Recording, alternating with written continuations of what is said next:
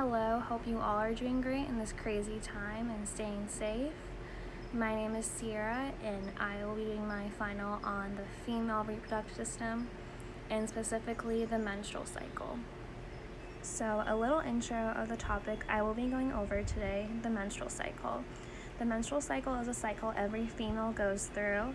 It normally happens every 28 days, but obviously in each female there's no perfect length. Each female is different, so it can happen every 20 days, 40 days, 15 days, 30 days, or even much less or more.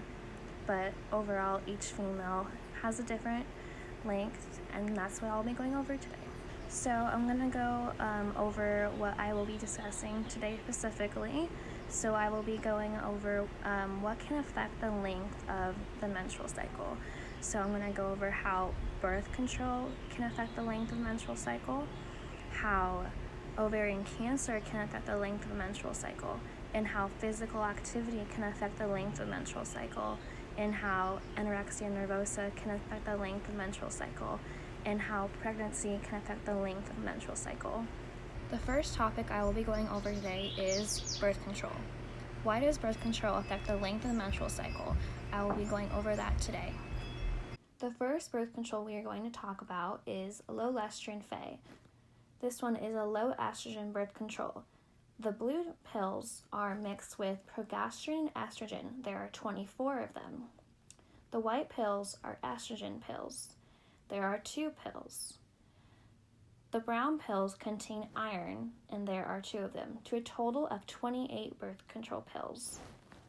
This birth control may cause light periods or possibly missed periods. From personal experience, this can cause missed periods. The next birth control we are going to talk about is the Nexplanon. Nexplanon is an implant that is implanted in your arm, and it lasts for about 3 years, and the effects of this on menstrual cycle are it can cause spotting, and after the spotting occurs, there can possibly be missed periods. So some females may not have a period for a couple of months because of this implant.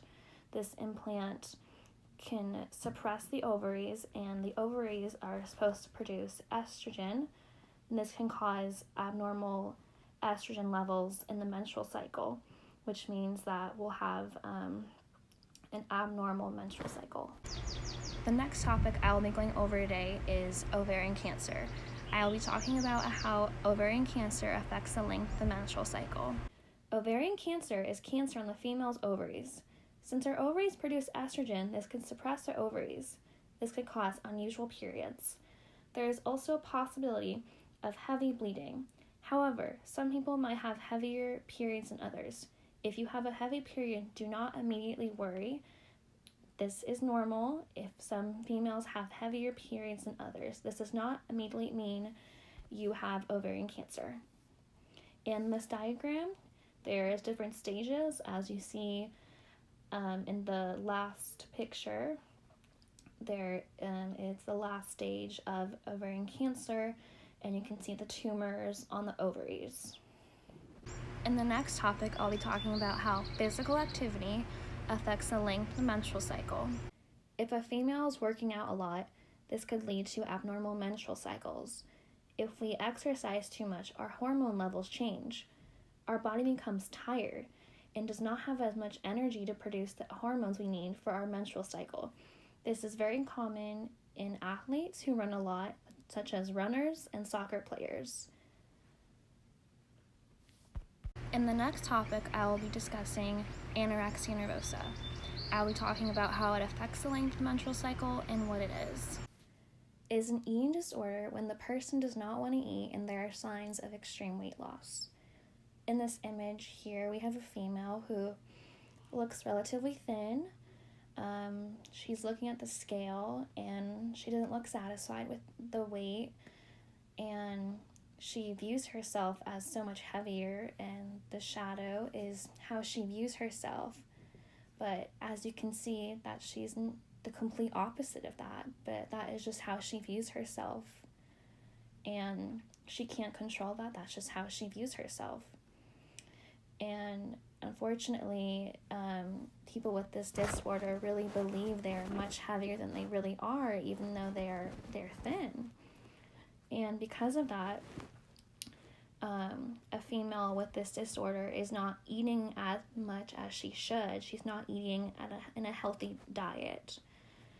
And when we eat, our body produces energy from the food that we eat. If we eat a healthy amount, we get a lot of energy.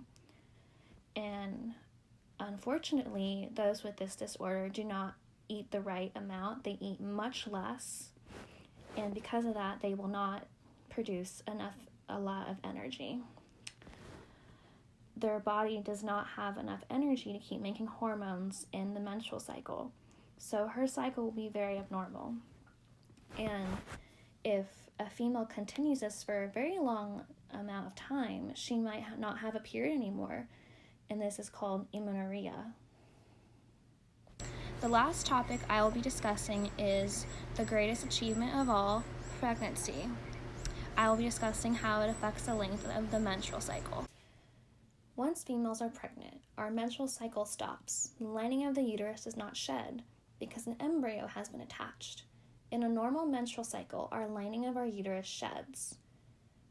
There is a possibility of bleeding when you are pregnant, and if that happens, you should probably go to the doctor just to make sure that everything's okay, because bleeding in pregnancy could indicate health problems with the baby. Just to make sure, if you are pregnant and you are bleeding, you should probably go just to be safe. And in the next image, I will be going over a little sonogram of what it looks like for an embryo to be attached to the uterus. In this image, you'll see an embryo attached to the uterus, and this is just a visual for you so you can see what it looks like.